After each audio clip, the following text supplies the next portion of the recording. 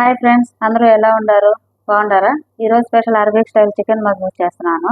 దీనికోసం 2 కేజీల చికెన్ తీసుకొని వాటర్లో నానబెట్టుకున్నాను.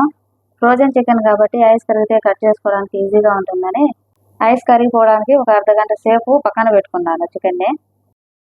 ఐస్ కరిగిపోయిన తర్వాత మా ఆయన్ని హెల్ప్ చేయమని అడిగితే చికెన్ కట్ చేస్తున్నాడు.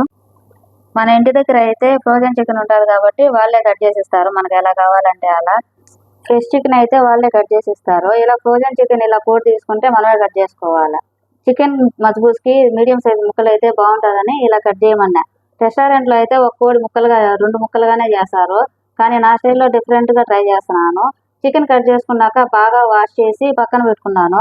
తర్వాత రైస్ కోసం 4 గ్లాసుల బాస్మతి రైస్ని 1కి 2 సార్లు బాగా వాష్ చేసుకొని పక్కన పెట్టుకున్నాను. ఇప్పుడు స్టవ్ మీద ఒక వెడల్పాటి దవర పెట్టుకొని 3/4 కప్పు వరకు ఆయిల్ వేసుకొని ఆయిల్ వేడినాక ఓల్ బిర్యానీ స్పైసెస్ వేసుకున్నాను. 4 బిర్యానీ ఆకులు, కొద్దిగా సోంపు, 2 ఇంచులు దాల్చిన చెక్క, 3 యాలకులు వేసుకొని ఆయిల్లో వేయించుకున్నాను. స్పైసెస్ బాగా వేగినాక ముందుగా కట్ చేసి పెట్టుకున్న 3 మీడియం సైజ్ ఆనియన్స్ని ఆయిల్లో వేసుకున్నాను.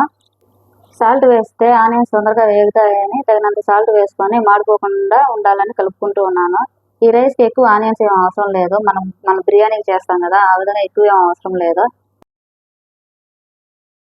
ఆనియన్ బాగా ఎర్రగా వేగిన తర్వాత ముందుగా గ్రైండ్ చేసి పెట్టుకున్న అల్లం వెల్లుల్లి పేస్ట్ని 3 టేబుల్ స్పూన్ వరకు వేసుకొని పచ్చివాసన పోయే వరకు అటు ఇటు కలుపుతూ మాడిపోకుండా ఫ్రై చేసుకున్నాను. వాసన పోయి నూనె ఇలా పైకి తేలుతూ ఉన్నప్పుడు 1 టీ స్పూన్ ధనియాల పొడి, 1/2 టీ స్పూన్ జీలకర్ర పొడి, 2 టీ స్పూన్లు కర్రీ పౌడరు, ఒక మ్యాగీ చికెన్ స్టాక్ వేసుకొని బాగా కలుపుకున్నాను. చికెన్ మ్యాగీ స్టాక్ వేస్తే టేస్ట్ బాగా ఉంటుంది. దీంట్లో చికెన్ మ్యాగీ స్టాక్ వేస్తే టేస్ట్ బాగా ఉంటుందని చికెన్ మ్యాగీ స్టాక్ వేసినాను. మసాలాలు పచ్చివాసన పోయాక కడిగి పెట్టుకున్న చికెన్ని వేసుకొని బాగా కలిపి మూత పెట్టుకోవాలి.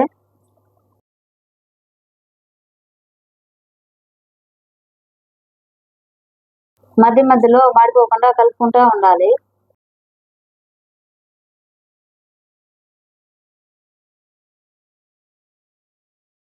పది 15 నిమిషాలు చికెన్ ఉడకనిచ్చినాక 4 గ్లాసుల రైస్కి 6 గ్లాసుల వాటర్ వేసుకున్నాను. బాస్మతి రైస్ కాబట్టి 1కి 1.5 సరిపోతుంది.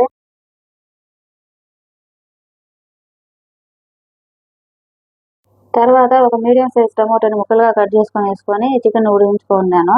చికెన్ ఉడికేలోగా దీంట్లో కాంబినేషన్ పచ్చికారం కోసం ఒక మిక్సీ జార్లో 10 నుంచి 15 పచ్చిమిర్చి, 6-7 వెల్లుల్లిపాయలు, సాల్ట్ వేసుకొని మిక్సీ కొట్టుకొని పక్కన పెట్టుకున్నాను.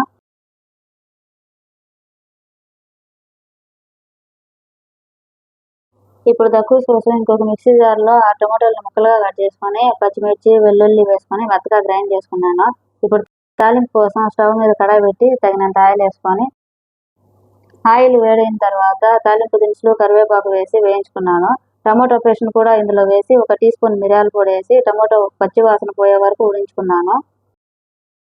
ఇంతలో ఇంకొక స్టవ్ మీద ఉడికించుకోవడానికి పెట్టిన చికెన్ ఉడికిపోయింది. చికెన్ వాటర్ని, చికెన్ ముక్కల్ని సపరేట్ చేసి పక్కన పెట్టుకున్నాను. సపరేట్ చేసిన చికెన్ వాటర్ బాగా వేడయ్యాక నానబెట్టిన రైస్ వేసి 3 పచ్చిమిర్చి 2గా తుంచి వేసుకొని మూత పెట్టి మంటని హై టు లో మీడియంలోకి అడ్జస్ట్ చేసుకుంటూ రైస్ని ఉడికించుకున్నాను. పక్కన పెట్టుకున్న చికెన్ ముక్కల్ని తగినంత సాల్ట్, మిరియాల పొడి, చిల్లీ పౌడర్ వేసి కలుపుకున్నాను. ఇలా మ్యారినేట్ చేసుకుంటే టేస్ట్ బాగా ఉంటుంది. ఇప్పుడు చికెన్ని ఫ్రై చేసుకోవడానికి 1 కప్పు వరకు ఆయిల్ వేసుకొని నూనె వేడైన తర్వాత ముక్కల్ని వేసుకొని 2 నిమిషాలు ఫ్రై చేసుకున్నాను. చికెన్ ఆల్రెడీ ఉడికిపోయింది కాబట్టి ఎక్కువసేపు ఫ్రై చేయాల్సిన అవసరం లేదు, ఎందుకంటే ఎక్కువసేపు ఫ్రై చేస్తే కొద్దిగా డ్రైనెస్ ఎక్కువ అయిపోతుంది.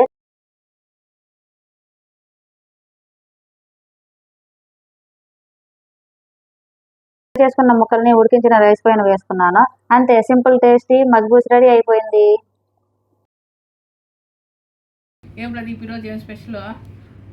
మజ్బూసు అబ్బా, కారము, చికెన్ ముక్కలు భలే ఉన్నాయి.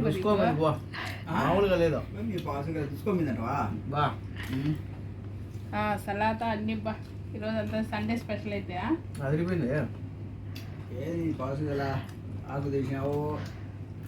పచ్చిమిరపకాయ